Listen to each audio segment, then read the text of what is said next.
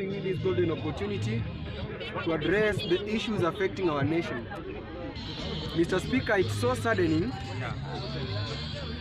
if we hear fellow Kenyans still celebrate non-issues. Things are not worth celebrating. And Mr. Speaker, I'll be very brief and straight to the point, and there are two very important motions I'm going to touch. To be precise, let me start with the issue of the KRA boss. Mr. Speaker, all the arms of Kenyan government are corrupt, EACC included. And just in the previous days, a colleague brought the exact definition or the exact meaning of EACC, which was eat and cover corruption. So if you expect anybody from anywhere to go and buy the KRA boss from chiffoning Kenyans' money privately, expect no miracle. Because we Kenyans, instead of reprimanding these very people, we worship. We give them big names. We cover them. And the corruption does not start from the small fish. It starts from the big fish which can swallow all the species of fish. And it starts from the president himself. I don't fear saying that. So if the KRA boss is openly taking bribes from Kenyans, Ilya tuweke KRA rubber stamp, that's the foolish action and the least I expected from that person. And it's high time these people owning these positions to know that we are not having a shortage of learned people who can hold these offices. So the KRA boss, as a common man of this nation who is paying taxes, who is filling the KRA yearly, annually, I can't be happy and worship you, chiffon our money. And as I conclude on the last motion, it was brought by my brother Omosho now, that why is it that the people who have money are still being given jobs, especially to the recent appointment of the cabinet secretaries. I said it here, and I will still repeat, that in Kenya we only recycle old fools, and even on that day I refer to them as old fools. Why am I saying so? And my brothers from Nyanza who celebrated the nomination of our brothers, people like Opio and I, Joe, and the former MP, Suba South. I told you people not to expect any miracle from these people. Number one, what you must know is the difference between the role of a cabinet secretary and a PS.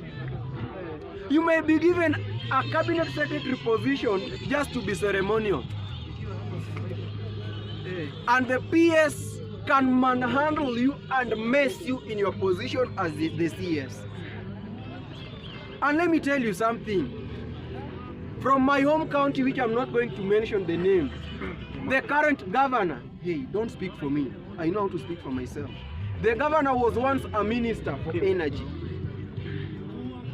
The best this person did as the minister for energy was to take the electric posts, cut them into cedar posts, and use them to fence his sugarcane plantation. What if Opia and I also repeat that, because it repeats itself?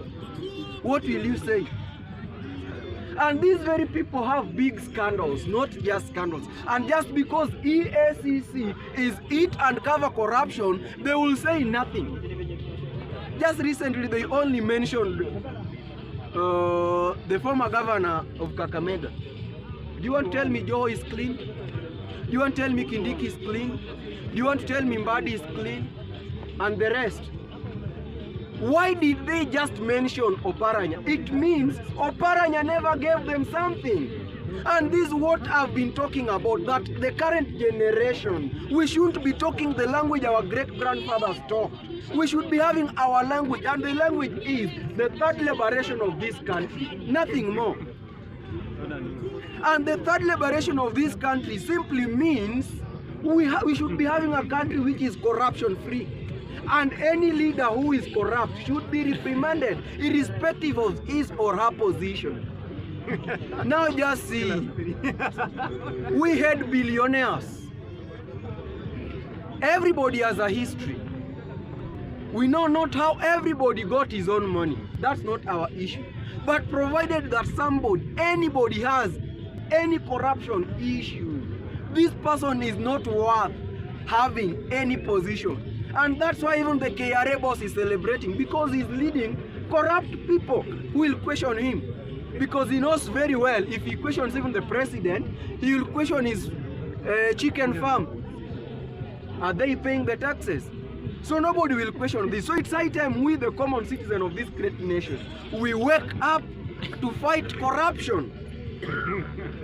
And the fight against corruption starts by ourselves. We won't expect anybody from heaven or anybody from any country to come help us fight. As I conclude, I'm telling the citizens of this great nation, if we can't fight corruption, nobody is going to fight for us. And if we celebrate the appointment of all the billionaires who are fools, let's expect no miracle. Thank you very much.